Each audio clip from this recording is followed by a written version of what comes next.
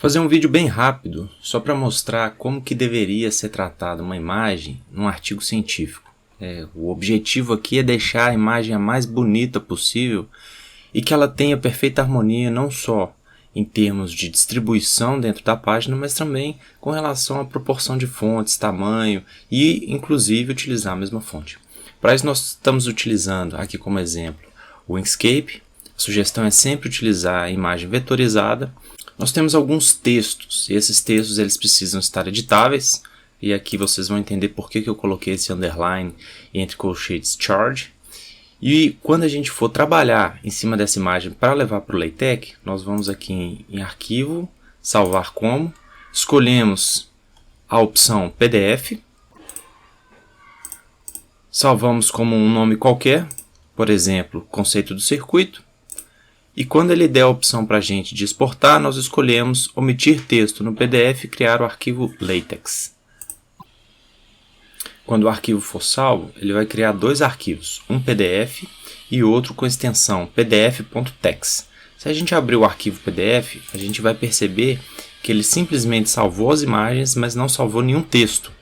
E nesse arquivo que nós identificamos como sendo pdf.tex, se nós abrirmos, percebemos que é um arquivo LaTeX, onde ele simplesmente adiciona as páginas e adiciona as fontes. O texto ele passa a ser parte do artigo, então ele se incorpora ao artigo.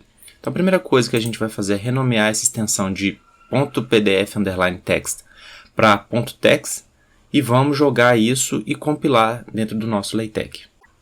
Aqui dentro do LaTeX nós já temos duas opções. Uma delas é criar um outro arquivo, já utilizando a fonte do LaTeX, ou incorporar direto o arquivo que nós usamos no trabalho original.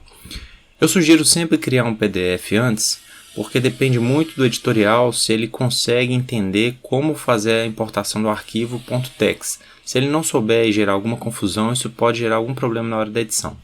Então o que eu fiz simplesmente foi criar um documento em branco, sem nenhuma informação.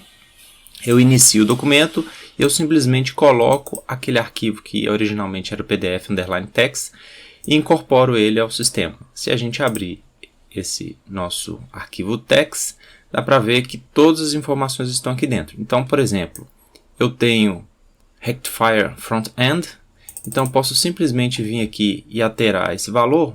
Vamos colocar aqui, por exemplo, a palavra azul, no battery front-end. Se eu recompilar, aqui ele vai aparecer para mim a palavra azul. Isso facilita também se tiver algum problema na hora que a gente estiver editando as nossas imagens.